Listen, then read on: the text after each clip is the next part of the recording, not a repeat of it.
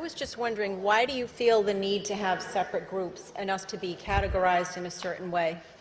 At this point, I don't feel the need to do it. I believe that it is prudent to do so. And the reason for that is, while right now everybody is focused on what happened in getting having those that are responsible, if anybody, be held accountable for it, and hopefully bring more money into the plan. Once that happens, each one of the groups, as you've heard Arlene speak, will have a different interest in what happens. We'll have a different opinion on how cuts should occur and how they should be applied. There's already been the suggestion by St. Joe's Health Services it should be a 40% cut across the board. Arlene had suggested something that's more staggered in terms of where you are in terms of your ability to recoup. There are a myriad of scenarios that can be explored in terms of how to deal with the money that's left in this plan and distribute it to the plan participants. Having those groups is intended to identify those individuals who are similarly situated and would want to see the same result for cuts, and give them a voice at the table, so that if we have 6 groups, we have 6 voices saying, we don't like that idea and this is why. Then I'd like to go on record as saying I think the only fair thing is, if we have to sustain cuts, it has to be the same for everybody across the board. It has to be. I respect that you're representing people, Arlene, that are in dire financial straits, but what you don't know is, what if that's me 5 years from now and you took a bigger cut of my pension to take care of somebody else? You have no idea what anybody's financial situation is, what their circumstances are, and some of these people have already been collecting money, so they got to keep 100% of their pension that they've been collecting for 10, 20, or 30 years. I haven't collected a dime yet. And I just think that there's no way that it can be fairly done on a sliding scale. It can't be done. Please. The overarching concept is undue hardship. So you can make that case. I merely illustrated that there are some persons who by definition are already in that strait. But that doesn't preclude other groups or individuals from asserting undue influence. That's why it's that broad. I get it. Undue But hardship. but like I said, you don't know what's down the road for the rest of us. Yeah, but you get a chance to petition. Okay. You get a chance to make a case of undue hardship. And I also feel that we've all been told, and we need to be united in this, and we need to all stand together. And I just see dividing us into these groups and everybody having a different focus of their interests just causes a division.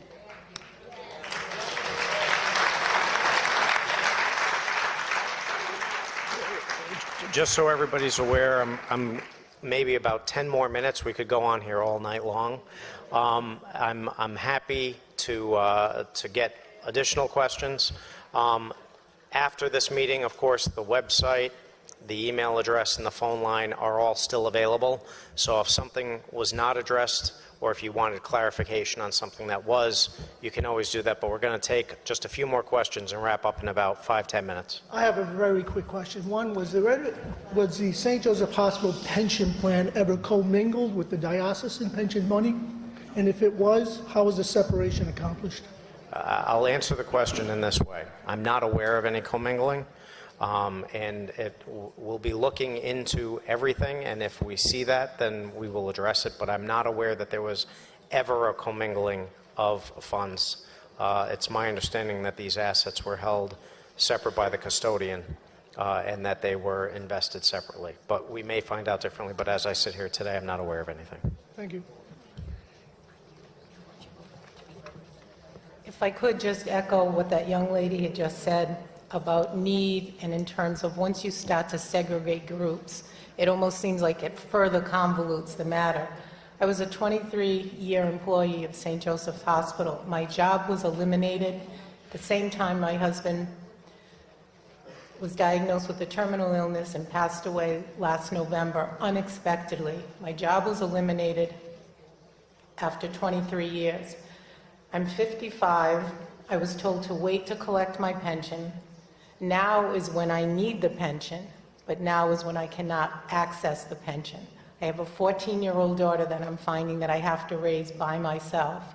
My only source of income is SSDI from Social Security. Talk about an unexpected event, turning of event. This pension plan being bankrupt and no one culpability seems to be here, there, and everywhere is most unsettling. I tend to agree with the aspect of once you segregate, it seems to dilute the whole benefit. And I'm really pleading and I'm hoping that you will understand the situation that we're all in. And please, culpability has to be somewhere. Please, we beg of you to do something about this. Thank you.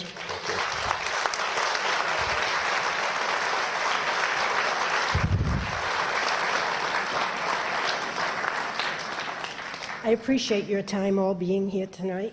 I would like to ask Arlene if there is a website where we can call, or how can we get in touch with you if we need to?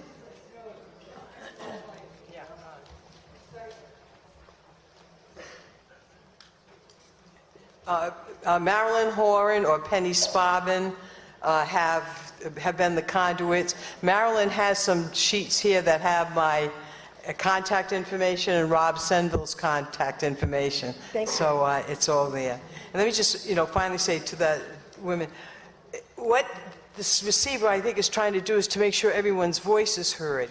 I was trying to explain who I think we're representing pro bono, because they don't have that voice yet. The union does have a voice. We want the people who fall, that are the middle children. I love that expression. Look, you've been orphaned once.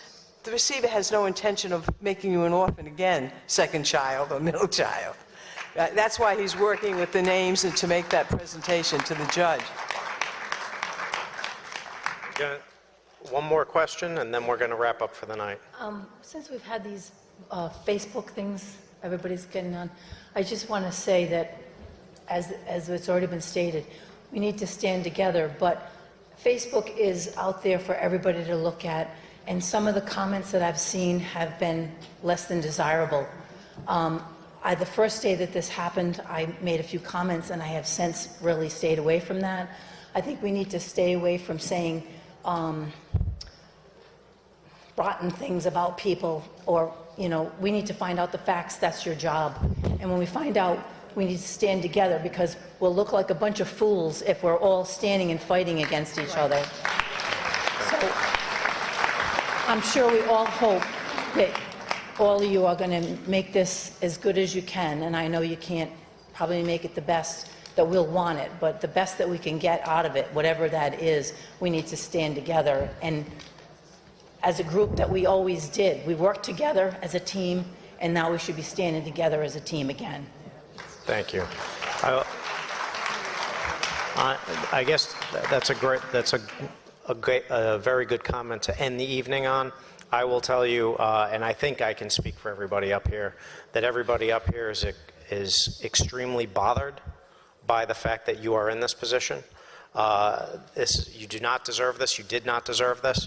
And everybody here is going to give their best effort to make sure that this is that this proceeding goes as best as it possibly can. If there's somebody who we can hold accountable, we will, and we will keep you informed, because that's one thing you have not been getting up to this point. And thank you.